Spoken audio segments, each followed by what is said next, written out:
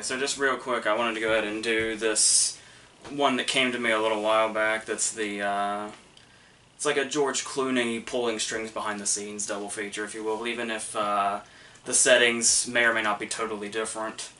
I want to start with... Michael Clayton came first, but I think we're going to start with the Ides of March, actually, which is a movie that kind of felt like it never quite hit as hard as it could have. I remember when, like, first off the cast list came out, and then, like, trailers came out and all that stuff, and everybody thought it was going to basically destroy the Oscars that year. And while it did get an adapted screenplay nomination, that was pretty much all it got. And not to mention that nomination, when it happened, was actually kind of a surprise at the time, because the movie had really just fallen off the map and kind of ended up landing with a lot more of a whimper than a lot of people thought. Probably because people probably thought it was going to be a lot more cutthroat than it actually was. But, well, for starters, it is not... Clooney's direction is definitely a plus here, and it's...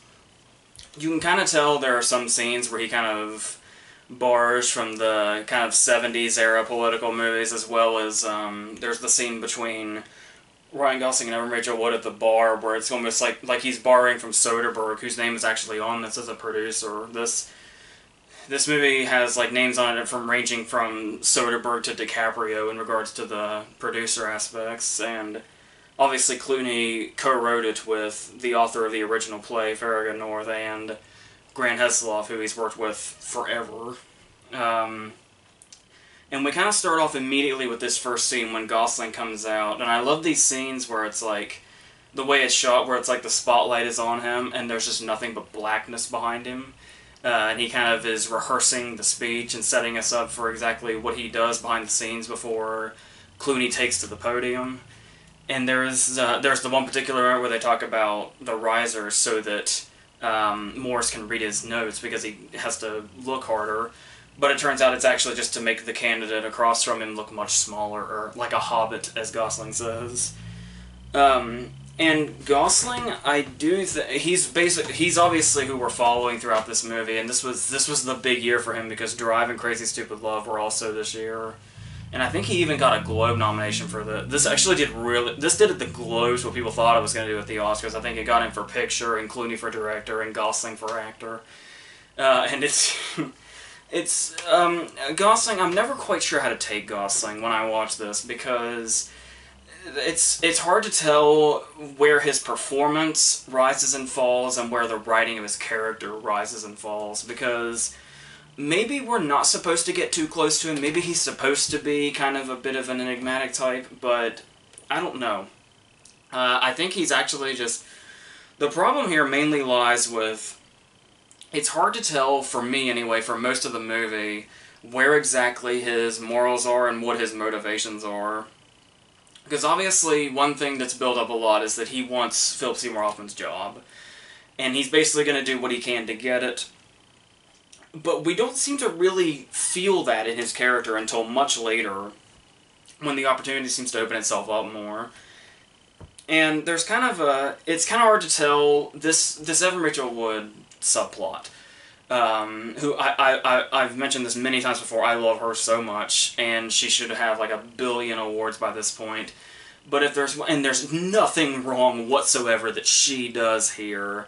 But as far as the way her character works in the story, that I am unsure of. For starters, her scenes in the movie are kind of like when it feels like the movie stops. I mean, she's obviously going to be very important in the second half, but when her scenes in the first half come, it's just kind of like...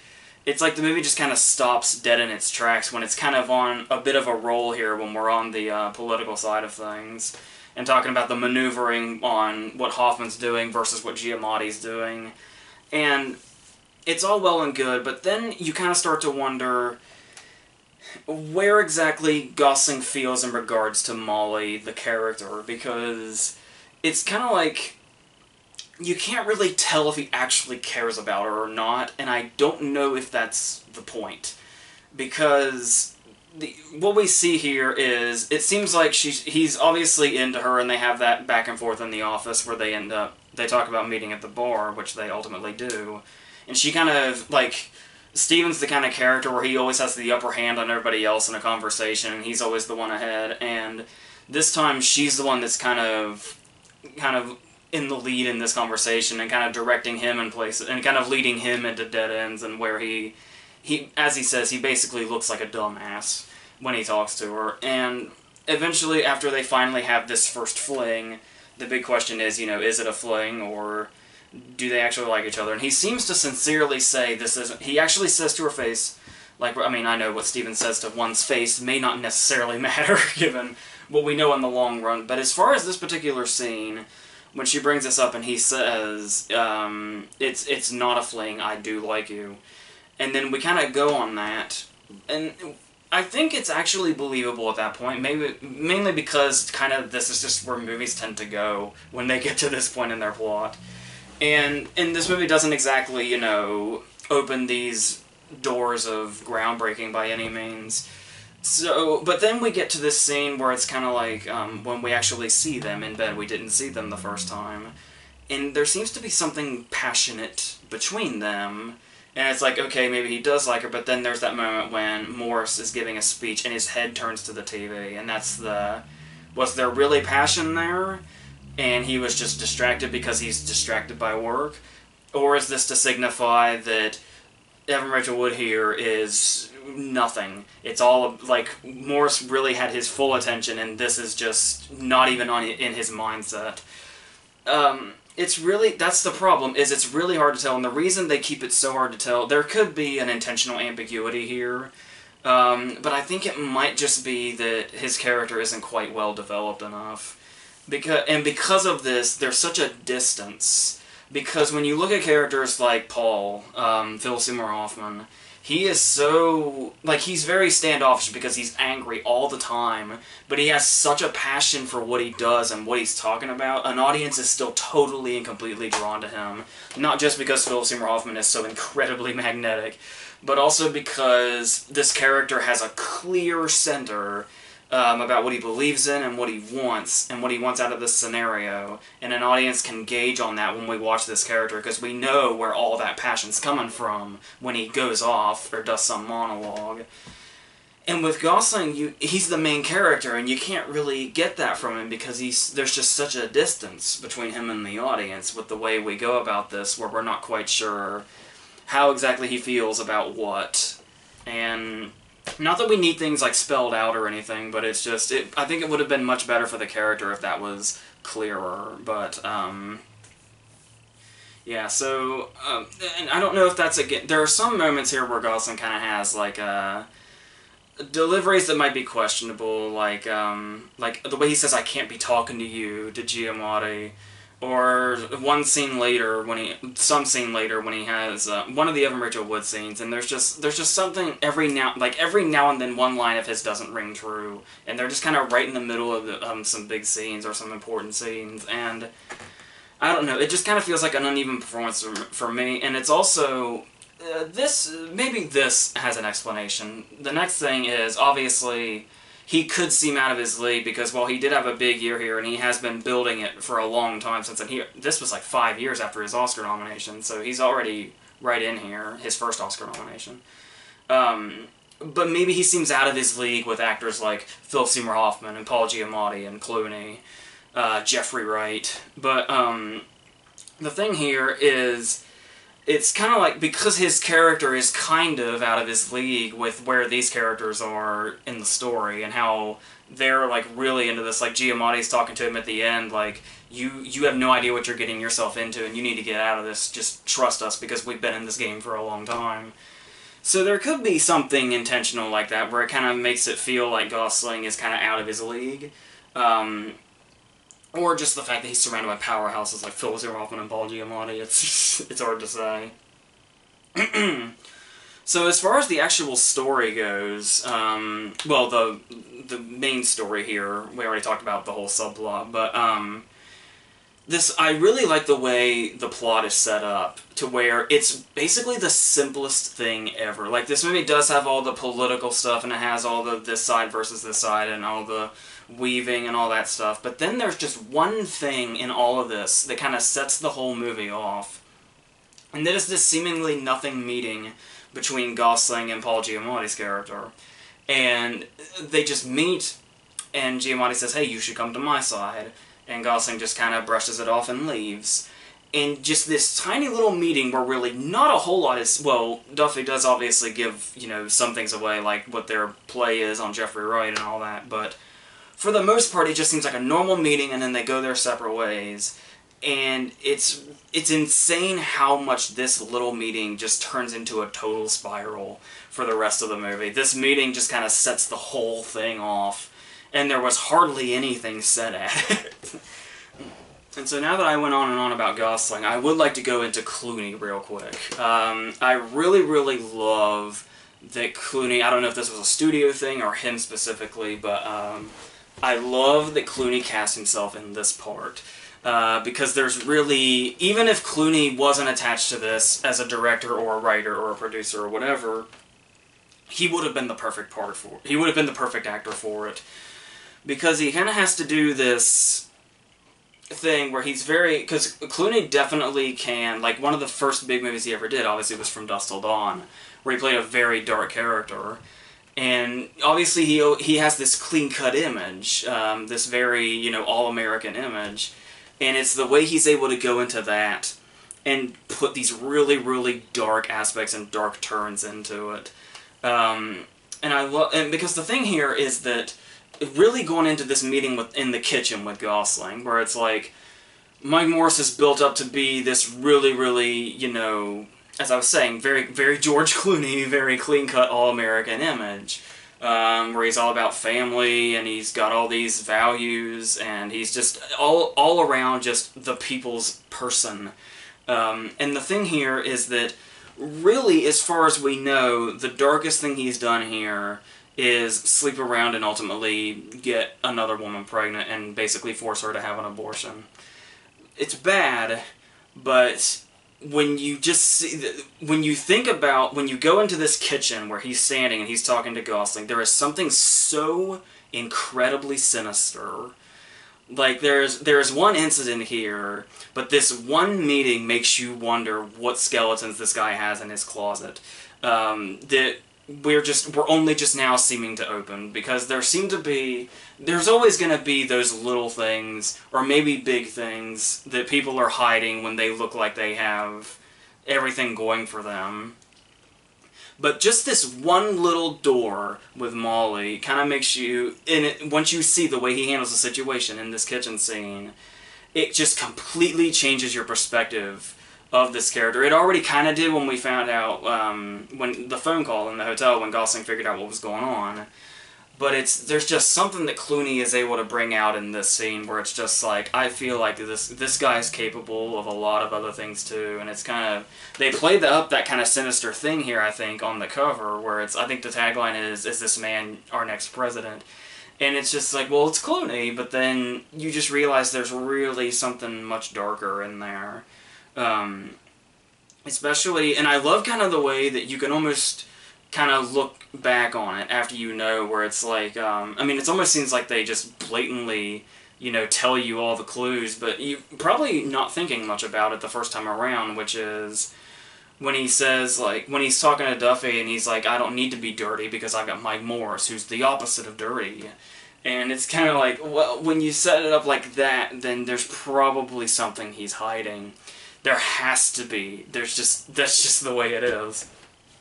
And then there's the scene on the plane. Maybe I'm overthinking this line, but it's when they're on the plane and Gosling's afraid they're going to crash, and he says, nothing bad's going to happen because nothing bad happens when you're doing the right thing. And Clooney says, is that your theory? Because I can shoot holes in it. And when he says that line, he's clearly referring to Gosling saying, nothing bad can happen when you're doing the right thing. He's talking about the nothing bad can happen part. But I like to think when he says, is that your theory because I can shoot holes in it, he's talking about he's kind of in his head thinking about the, we're doing the right thing part. It's, like I said, maybe I'm overthinking that, but I don't know. That's just what I like to think. And then there is that moment when, he's kind of, it's back to this kitchen scene, when another thing where it's kind of like, it just takes one line to kind of show the darkness of this character, and it's Clooney's delivery when Gosling says, you know, I just gave her a ride, the way Clooney says, I bet you did. And it's just so, he just adds, it's like he can add a layer to the character with just one line. Every time he says something is a new layer, and it's really, really good stuff.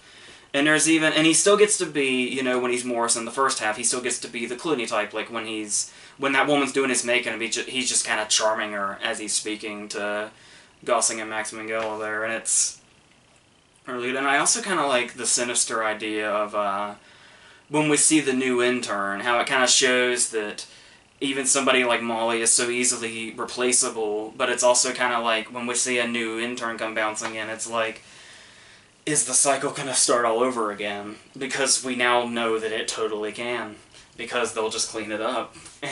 And it's like, I really love the kind of sinister kind of spread they put on it in this last 25 minutes or so that was kind of looming there, but we never really realized how dark it could get until it went there. And like I said, when we get to the points we do here, it just makes you wonder what else Mike Morris is capable of when it comes to just keeping his campaigns in a positive light. And that's one of the most intriguing aspects of the movie. And so, on top of that, I talked about a lot of our cast here. There's also Marissa Tomei, who's very good. She's not here very much, but she does pretty much what she needs to. We've already learned that she and Hoffman have a nice rapport after, Before the Devil Knows You're Dead. Jeffrey Wright only has like 2 scenes, but in pure Jeffrey Wright fashion, makes the absolute most of them. I really love that one moment he has with Hoffman, when he and Hoffman are discussing what's going on, and Jeffrey Wright asks like his maid or something for an ice bucket. But when he asks for the ice bucket, he never breaks eye contact with Hoffman. I really like that just one little moment. And then there is the woman, I can never quite remember how you say her name. I think it's Jennifer Ely? I think that's it. And it's and the interesting thing about her playing his wife in this is that in a deleted scene of Michael Clayton, she played his girlfriend. So I kind of like that she actually graduated to the Ides of March and not only got to be in the movie, but was his wife and not just his girlfriend. It's a very small part, but she definitely makes the most of it and shows what Morris is like as a family man in a couple of crucial scenes. And then we get to, like I said, the direction is very good. There's some really good shots, like sometimes they might seem a little indulgent, like the Stephen and Paul behind the American flag while Mike's giving a speech, and it's like we kind of stay on that shot probably longer than we do, but it is, I guess Clooney knew what his good shots were and wanted to make sure he really, really soaked them up. And then there's stuff that's kind of obvious, like shortly after Molly's suicide and he's listening to her voicemail, how it's raining and the rain on his windshield makes it look like tears. And it's, like I said, obvious, but they're not bad shots or anything. They're just, like, everything is really, I think Faden Papa Michael is the cinematographer, who is fantastic, as always. Just take a look at his filmography. Just don't pay attention to the fact that Biodoom, I think, is on it, but but everything else is great. And then we have some really good stuff, like Clooney loves to use glass in his movies. He was talking about this on Good Night and Good Luck, I think, and you can really see it here too. But it's there's a really great moment when we see like Steven and Max Minghella making calls, and we realize that it's not till like halfway through the scene we realize we're actually watching this through a window. And as we pan out, we realize that in the room we're actually in is the room that Paul is in, and then Paul starts having a conversation. And it's like we just watched 2 scenes happen in one, in 2 separate rooms through this window. And it's just really good stuff. And I do really like once we get towards the end when it sets into a paranoia aspect, which really brings out those 70s political movies we were talking about. And it's sometimes it almost actually overblows things in your mind, because it's, for starters, we see the scene where Gosling's making the call and saying, you know, somebody leaked my conversation with Duffy, and he feels like he's not sure if he's being watched or not. It's very like The Conversation like. And then there is this scene with Paul when they're gonna fire Philip Seymour Hoffman. and they're basically just, you know, calling him over to the car to tell him he's going to be let go. But the way this scene is shot, when we see him from his point of view as he walks up to the dark window, and then Clooney says, "Get in," and we don't know what goes on inside the car, we don't know what's said, we just see one long outside shot of the car, and then Paul eventually gets out and leaves. And it's like, the way this scene is set up, it's like you're waiting for Paul to get killed. That's how like, dooming the scene feels, the way it's set up. And that's just really quite brilliant. And another thing I wanted to talk about real quick was, it's very interesting. It's actually kind of impressive and much better in the long run, I imagine, that it doesn't really seem to take a political stance. Because I'm pretty sure, like, Clooney's like a hardcore Democrat, so, and obviously he's playing one. So when you see that he's making this movie, you probably think, oh, maybe he's going to be really one-sided, or maybe he's going to, you know, say that Democrats are great and Republicans are horrible or something. But number one, he seems to kind of play it up with both sides. Like, I guess you could say it's a bit against Republicans, that it's, the whole idea of the movie is that whoever wins for the Democrats is going to win altogether because the Republican nominee is such shit. They're just saying that through the whole movie. It's like, whoever wins this is going to win the whole thing because the Republicans have got nothing. And of course, there's the line earlier when Hoffman says, you know, well, we did nominate a jackass once. But but the thing here is that, number one, it doesn't build it up like that, because obviously we see what Mike Morse ends up being. And we are left the movie wondering, oh god, is this the right choice? So there's really nothing as far as like an outside political stance on it. It's all within the movie and all within this fictional character. So I thought that was a really good way to go about it, because it's kind of, no matter what side you're on, it would have made the movie, we would have gotten a movie like Miss Sloane, where it just felt very one-sided and like we weren't seeing a full picture. So I really like that they went that route. So I love that it's based on a play, but it doesn't feel like it, despite the fact that we have monologues and all that, and big scenes for actors. But I do like that for the most part it does actually feel like a movie, even if it does feel pretty minor for what the subject matter is, which I think has a lot to do with why it supposedly failed when it came to the big moments of the season. But, yeah, I still think it's still very well done. I do think the adapted screenplay nomination is warranted enough. But I do feel like it definitely could have packed a bigger punch. It definitely could have been stronger. It does feel like something is kind of missing. But for the most part, it is very well done. And if anything, the acting makes it just as good as what it is. Just as good as it is, even if I do think Gosling kind of falls behind in some scenes. Okay. I had to change angles on you here to charge the battery. So now that that's done, we're going to go into Michael Clayton real quick. And one thing that's a little off about Michael Clayton, you'll notice immediately, is I really loved that original poster where it's like Clooney's face, only it's kind of blurred, like it's in the background, and the big orange letters that say "The truth can be adjusted." I thought was a really cool poster. You'll notice the DVDs didn't take that route, and this looks very, very generic.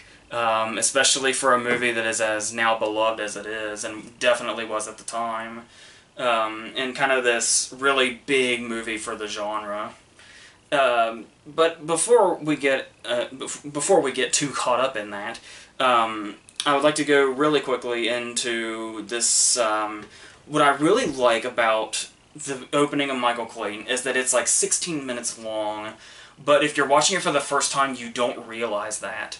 Because the thing here is that the entire first 16 minutes is actually the end of the movie. And the way it's kind of, it doesn't always work when we circle back around, but as far as a starting point, it is really interesting the way they just kind of throw you right into it. Because we kind of start off, really the first thing we're introduced to is Tom Wilkinson's character, Arthur, and that's through just narration, where we're hearing him talk to Michael, and he's basically trying to justify what it is that's wrong with him and why he acts the way that he does. And we realize the kind of character we're dealing with, which is an insane introduction to a character, but quite fitting when we get to know him throughout the movie. And once we finally get here, like, we have this whole scene with Dennis O'Hare where he's talking about, he's just here to clean up the mess where he accidentally hit somebody while he was out driving. And we learn what exactly Michael's point is here when he says, like, he has the line where they say, we were told you were a miracle worker, and he says, I'm not a miracle worker, I'm just a janitor.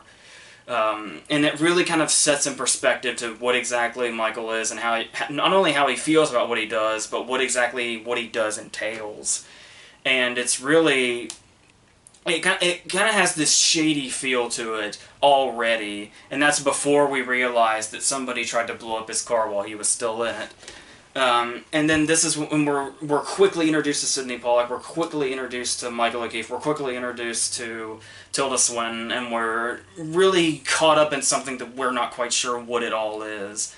And then it's only about 15 or 16 minutes later we realize, oh, we're at the end of the story, that's why. We need to go back 4 days. And so I thought that's a really interesting way to kind of throw you into it. It could be, in a lesser movie, it could have been a really bad idea, quite honestly, and could have just been there to seem to want to throw off the audience just because. And... yeah, we'll get to that in a minute. I'm not quite sure entirely. I think it's really well done as to pull an audience in, but when we get to the end of the movie and we circle back around, that's when I start to wonder why it was set up like that. But in the meantime, I would like to talk about Clooney again real quick, because this is actually Tony Gilroy's directorial debut, but he's obviously been writing some great stuff, particularly the Bourne trilogy. And then he'd go on to direct The Bourne Legacy. And it's my understanding that Denzel was actually offered the role of Michael Clayton, but he turned it down because he was weary of working with Tony Gilroy because he had never directed a movie before. And apparently Clooney almost did the same thing, but Clooney ended up taking it, and Denzel actually said it's like his big career regret, or one of his big career regrets, which really says something. So, and when you watch Clooney here, once again... Clooney has this amazing way. He does this in Gravity, too, and probably many other things. The great thing that Clooney does is he takes this image. He never really tries to change his image, that kind of, perfect Clooney thing we all know. He always takes it and uses it to his advantage. And here is definitely one of those cases where Michael Clayton seems like one of those guys that is fully and completely under control, because of the way everything about him seems to be meticulous. Like, obviously we learn he has a gambling problem, and he needs, like, $75,000 because of his failed restaurant business. And as the movie goes on, he kind of gets... You can tell, it's not really something you pay attention to until you realize, as the movie goes on, he's getting more and more unkempt. And then, like, when we see him with the horses at the beginning and then the end, we just kind of realize, like, his beard's coming out and his hair is askew, and he just looks... You can just tell he's using his appearance to kind of show his character, like where his character's confidence is, or where his character's kind of drive is, and how he's so kind of worn down by the end of all this. And we can tell that just by looking at him and seeing how Clooney doesn't look as Clooney. He's like the one actor that's the most accused of playing themselves, and it's reasons like this why that criticism pisses me off so much, because nobody uses their public persona and their recognizable appearance as well as George Clooney does when he's doing an actual character. And he really, really brings that to use here. I feel like if it wasn't for the fact that Daniel Day-Lewis was just a monumental occurrence in history when he did There Will Be Blood, Clooney probably could have won again only 2 years later for this. I do believe it's totally possible, because his win for Syriana was only 2 years before this. So yes, that's just fantastic. And then going on to who a lot of people consider to be the best in the show is Tom Wilkinson, who clearly has the beefiest part here. And it could grow tiresome, this kind of character, but Wilkinson has such a control on it. This character that's so manic and out of control pretty much constantly. But he does it in a way that makes this character feel so real and not just an actor like begging for an Oscar. Tom Wilkinson, I can't imagine ever being the kind of actor that does it, like in a look at me kind of way. He's an actor that can really, really get inside the skin of his characters and just really find the humanity in something and the realism in something and bring it out, but can still bring it out in a really big way. To like, he can play to the back of the room, but still be fully in the character and know exactly what all the ins and outs are without taking it too far. And this was like the ultimate exercise in that, because this character would have been so easy to just go completely off the wall with and probably lose sight of what the character really was. And the thing about that is, what kind of concerned me the first couple of times I saw this was how very little we know about what Arthur's like on his meds when he's normal. And we basically have one scene to go on. One scene where Arthur's not acting completely off his rocker, and it's this really great scene when Clooney's driving around and sees him in an alley when he's carrying the bread, and he goes to confront him.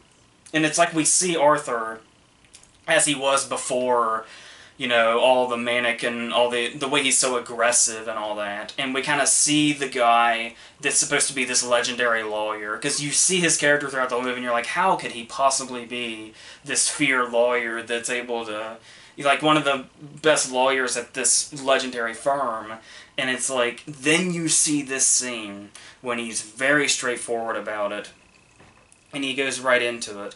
And he's talking about what's going to happen here. He takes control for once of what Michael's going to do. And he finally says, the last place you want to see me is in court. And it's like, that's the guy that's in there. That's the guy that's inside the manic guy we've been seeing. That's who he was before all this went down and how he got to the place that he was.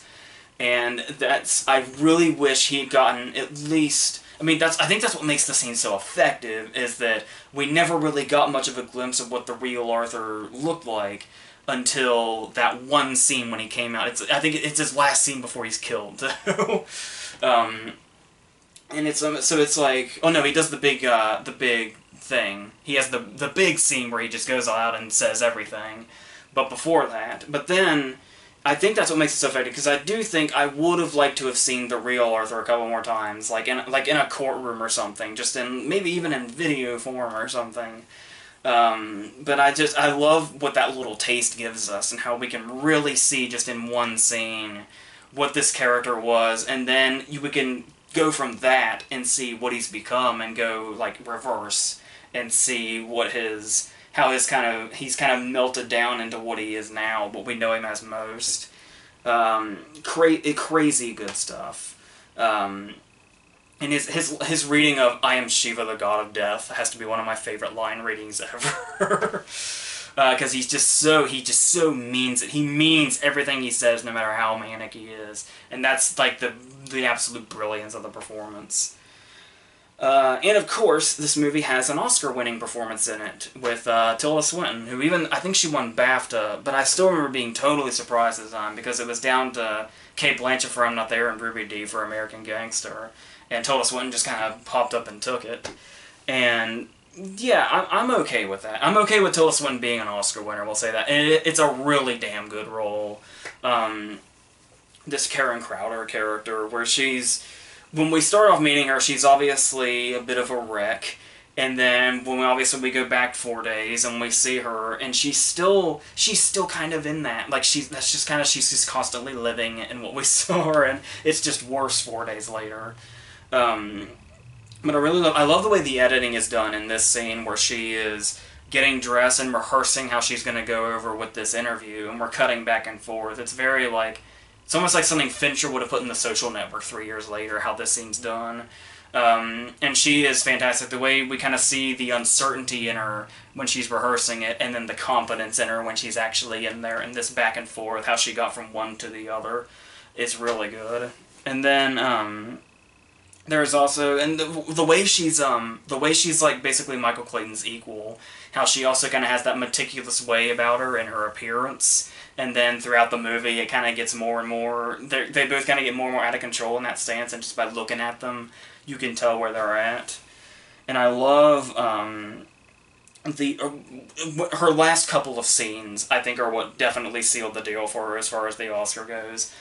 when she walks out and she realizes that Clayton's still alive, and then as the way she's reacting to realizing that she's been found out is like unmatched. Like I dare like 10% of actresses to pull that off. And it's perfect. It's absolutely perfect.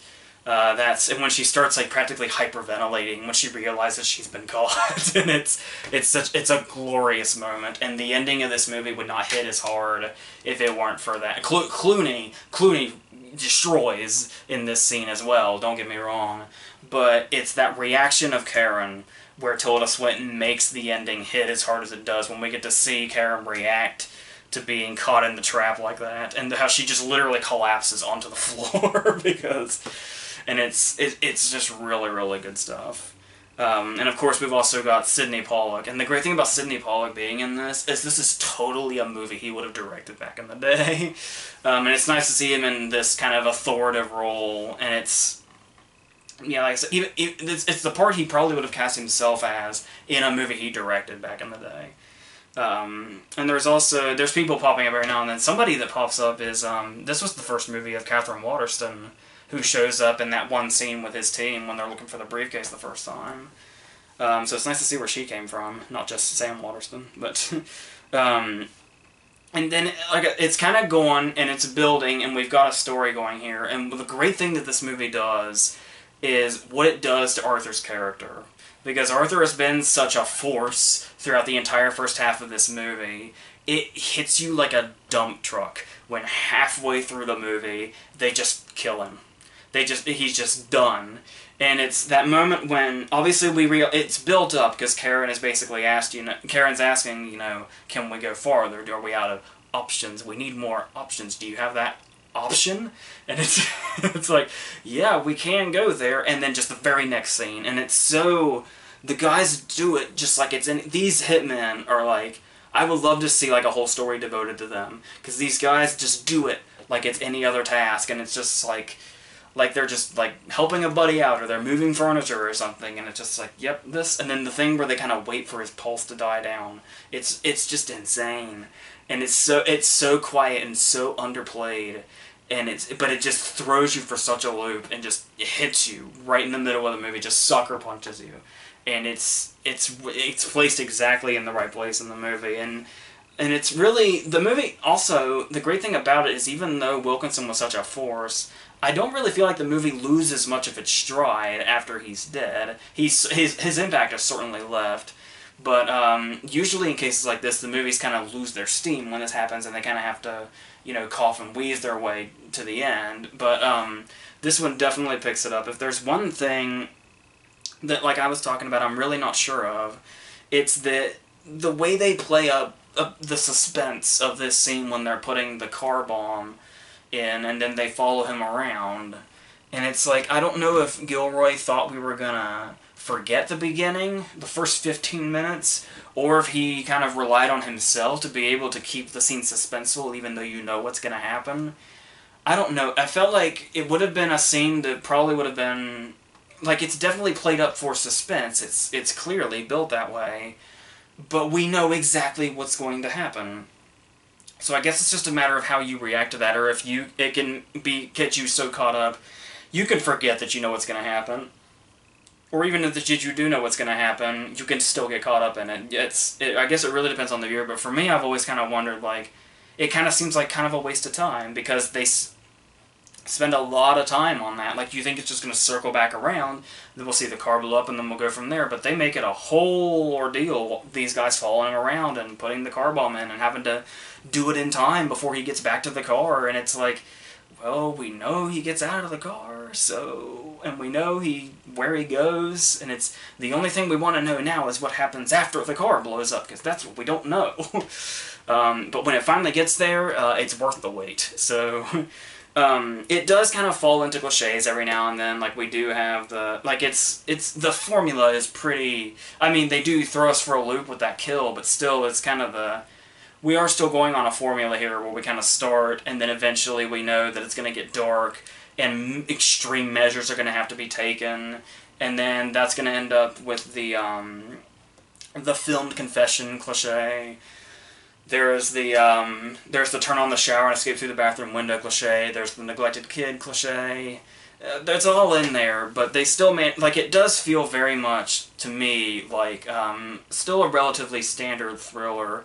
But one thing that does make it stand out, I think, is the dialogue. And what I like about that is when you think that, you probably think it's like a lot of fast talking and back and forth because it's a legal thriller, but that's not the case at all. It's not like Sorkin-like or anything, and it's not like really perfectly sculpted or anything.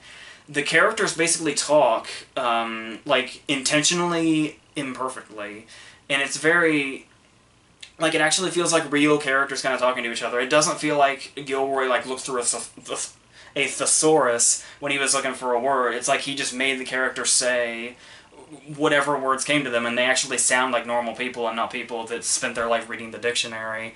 And there's people like, particularly Swinton, will kind of trip over her words to get to a full sentence. So I really like that they added that to it.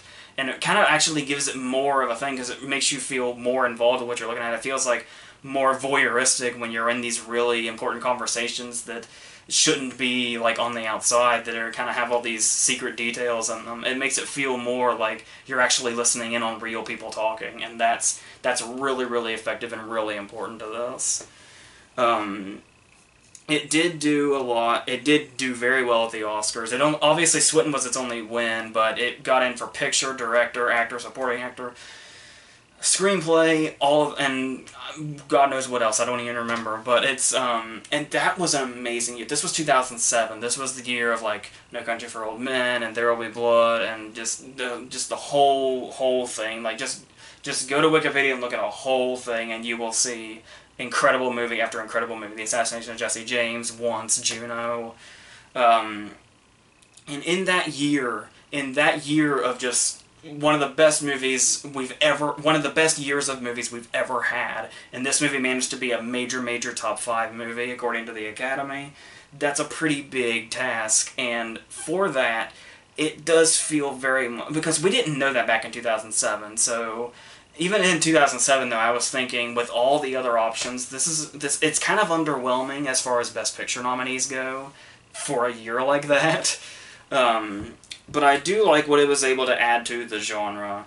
And it's obviously, like I said, the acting really brings it above, but the writing, too, like, it kind of, succeeds in places where maybe the Ides of March might fall short. I do think Michael Clayton definitely has higher highs than Ides of March. But they're both almost on an equal ground. But if I did have to say, I do think that with the slick direction that Gilroy has to, like, being a first timer, it does almost feel like a veteran would have done this, like somebody like Sidney Pollack, for instance. Just the way the scenes kind of flow into each other, and that's the editor's job too, John Gilroy, I believe. And they just flow, but then there's also just the way the cities are shot, and how everything kind of has this whole... He just really has a nice atmosphere going here, on top of, the writing and the way everything just kind of clicks together. So even though I think they're about even, I do think Michael Clayton definitely has higher highs, especially the climax. So... And just that ending, like that, just him getting in the car and just leaving is, you couldn't have asked for a better ending. I absolutely love that. So, yes, that's what we have here. Next week, I do have one planned. It's one that a dude asked for, like, 2 or 3 years ago, and I'm only just now getting around to it. That dude's probably long gone, as most are, but I'm gonna go ahead and do it anyway. So, and then yeah, we've got like Wonder Woman and more Fargo and all that stuff. So that's what we have to look forward to, and that's, yes.